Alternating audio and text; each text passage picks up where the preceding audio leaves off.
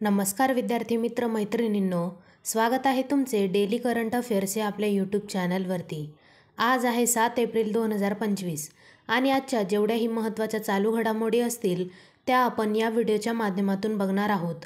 हा व्हिडिओ तुम्हाला सर्व परीक्षांसाठी अत्यंत उपयुक्त ठरू शकतो, त्यामुळे व्हिडिओ शेवटपर्यंत नक्की बघा आणि जर तुम्हाला व्हिडिओ आवडला तर व्हिडिओला लाईक देखील करायला विसरू नका।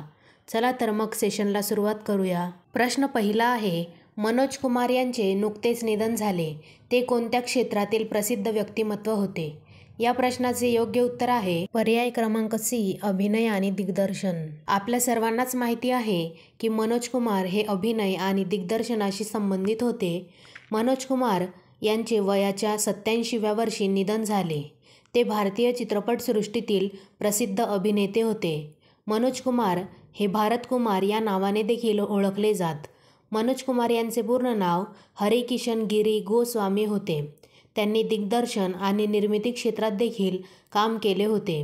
मनोज कुमार यांचा जन्म 1937 मध्ये खैबर पख्तूनख्वा, पाकिस्तानमध्ये झाला। मनोज कुमार यांना अनेक पुरस्कार मिळाले, त्यामध्ये 1992 मध्ये पद्मश्री व 2016 मध्ये दादासाहेब फाळके पुरस्काराने देखील मनोज कुमार यांना सन्मानित करण्यात आले होते। असे प्रसिद्ध अभिनेते मनोज कुमार यांचे नुकतेच निधन झाले। पुढील प्रश्न बघूयात। प्रश्न दुसरा आहे, 2029 पर्यंत गरिबीचे निर्मूलन करण्याच्या उद्देशाने P4 उपक्रम कोणत्या राज्यात सुरू करण्यात आला आहे? या प्रश्नाचे योग्य उत्तर आहे पर्याय क्रमांक बी, आंध्र प्रदेश। 2029 पर्यंत गरिबीचे निर्मूलन करण्याच्या उद्देशाने P4 हा उपक्रम आंध्र प्रदेश या राज्यात सुरू करण्यात आला आहे। आंध्र प्रदेशचे मुख्यमंत्री चंद्राबाबू नायडू यांनी झिरो पॉवर्टी म्हणजेच P4 हा उपक्रम सुरू केला आहे। 2029 पर्यंत आंध्र प्रदेशातून गरिबी दूर करण्याचे या उपक्रमाचे उद्दिष्ट आहे। P4 म्हणजे सार्वजनिक, खाजगी, लोक आणि भागीदार। सुरुवातीच्या टप्प्यात 20 लाखांहून अधिक लाभार्थ्यांना याचा फायदा होणार आहे। या उपक्रमात मोफत गॅस सिलेंडर, शैक्षणिक सहाय्य आणि महिला सक्षमीकरण योजनांसह आवश्यक सेवा प्रदान केले जाणार आहेत।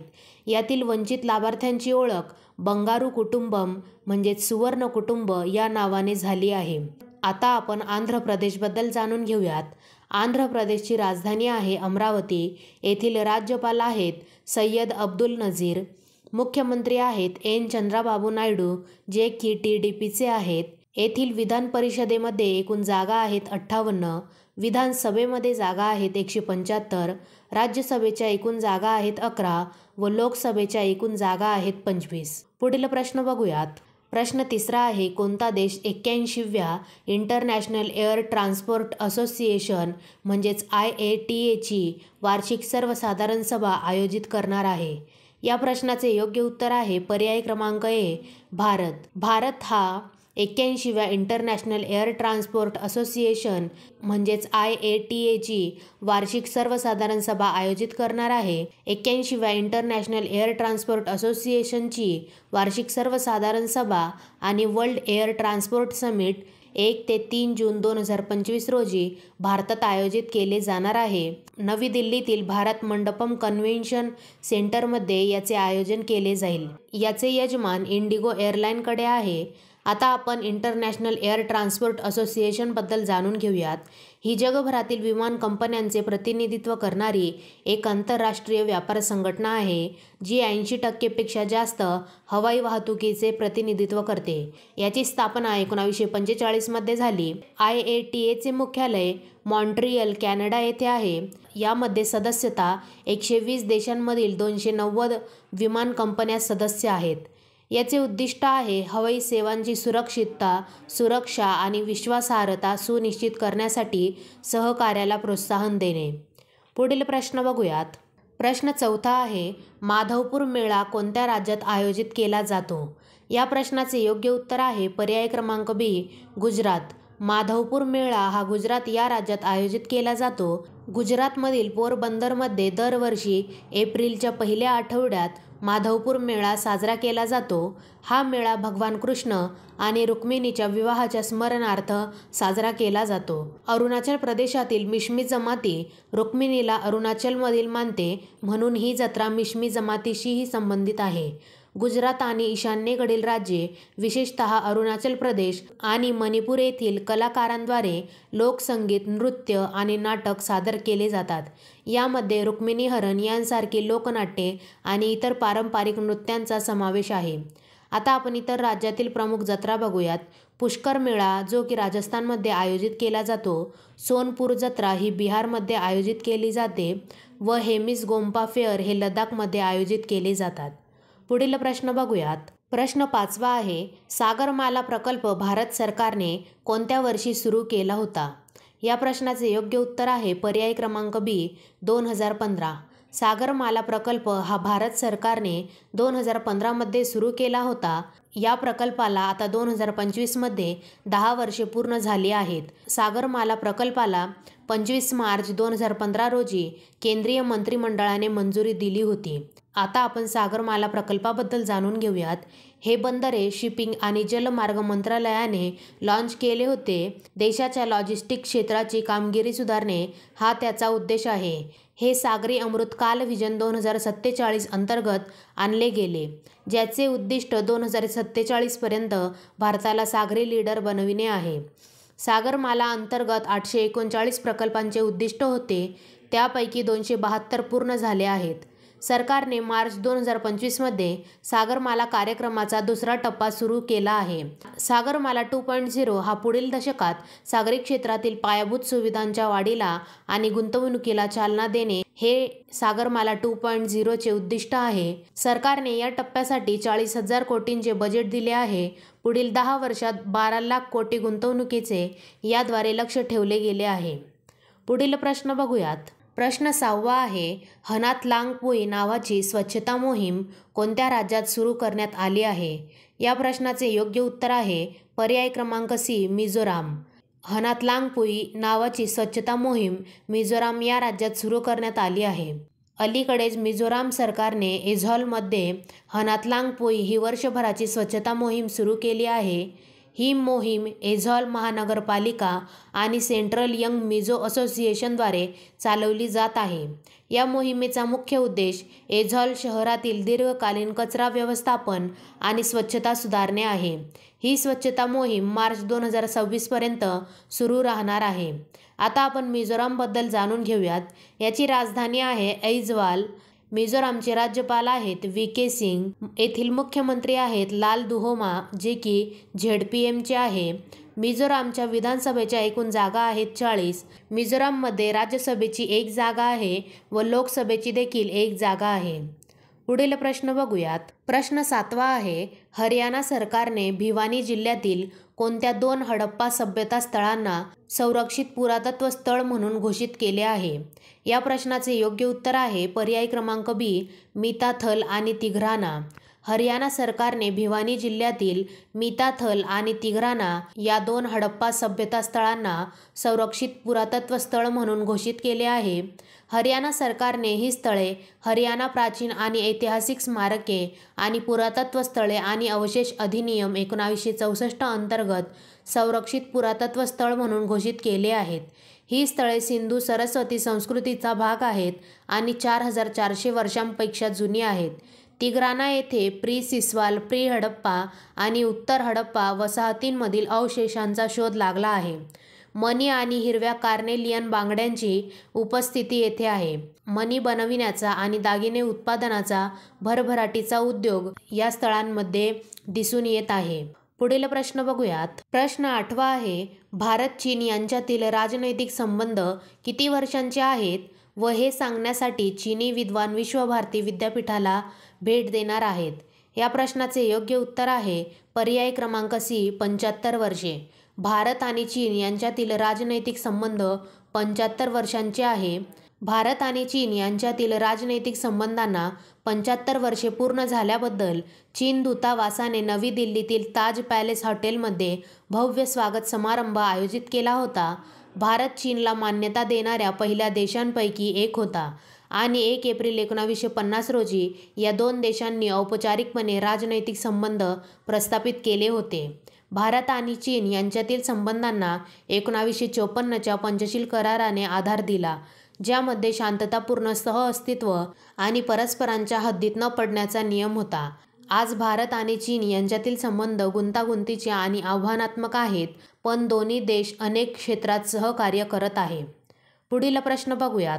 प्रश्न 9वा आहे, ISSF विश्वचषक 2025चा पहिला टप्पा कोणत्या देशात आयोजित केला जात आहे? या प्रश्नाचे योग्य उत्तर आहे पर्याय क्रमांक बी, अर्जेंटिना. ISSF विश्वचषक 2025चा पहिला टप्पा अर्जेंटिना या देशात आयोजित केला जात आहे.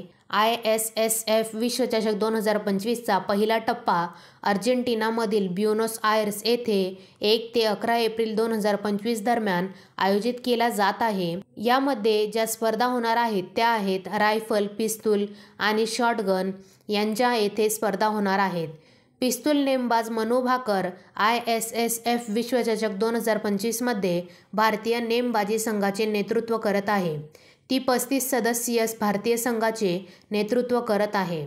ISSF विश्वचषक वेगवेगळ्या टप्प्यात आयोजित केले जात आहेत. हे 2025मध्ये 6 टप्प्यात आयोजित केले जात आहे, ज्यामध्ये अर्जेंटिना, पेरू, सायप्रस, जर्मनी, इटली व चीनमध्ये हे टप्पे आयोजित केले जाणार आहेत आणि त्याची अंतिम म्हणजेच ISSF विश्वचषक फायनल दोहा, कतार येथे आयोजित केली जाणार आहे.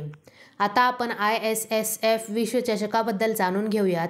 हे एक आंतरराष्ट्रीय नेमबाजी स्पोर्ट फेडरेशन विश्वचषक आहेत. वार्षिक आंतरराष्ट्रीय नेमबाजी स्पर्धा मालिका यामध्ये आयोजित केली जाते.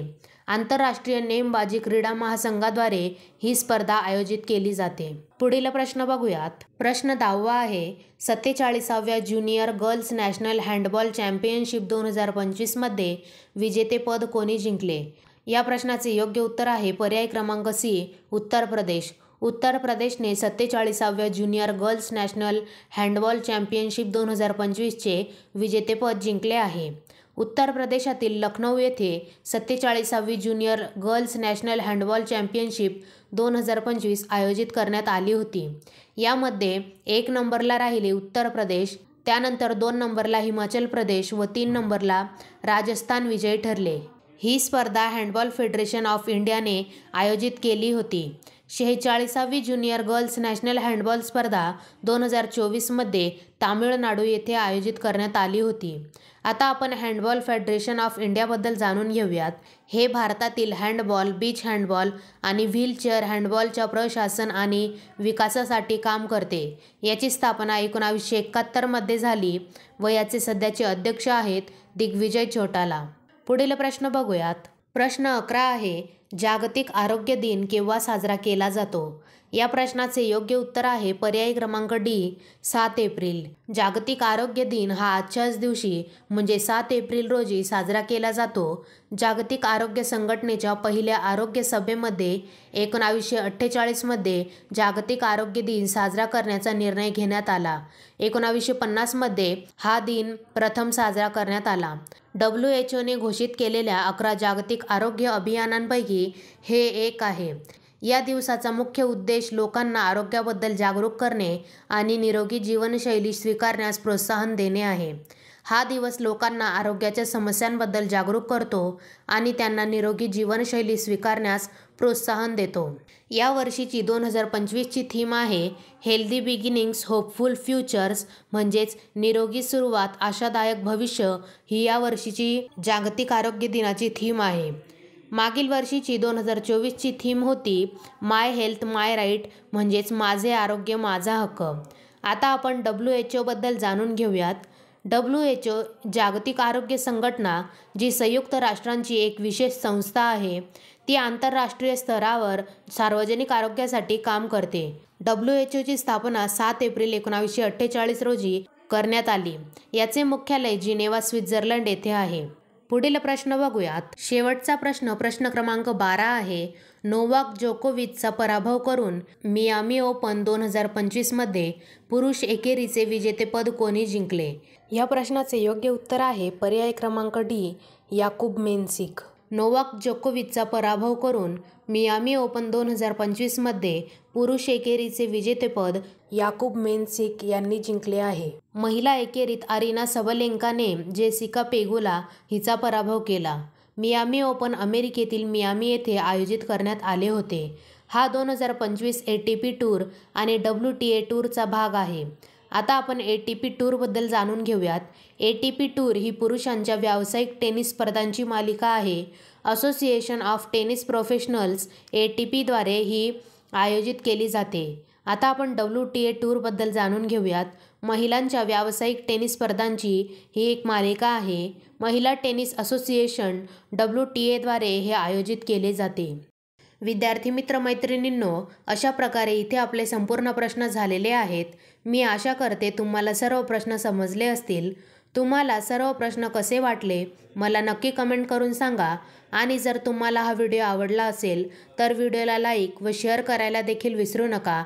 आणि अशाच नवनवीन डेली करंट अफेअर्ससाठी डेली करंट अफेअर्स या आपल्या यूट्यूब चॅनलला देखील सबस्क्राईब करायला विसरू नका. धन्यवाद.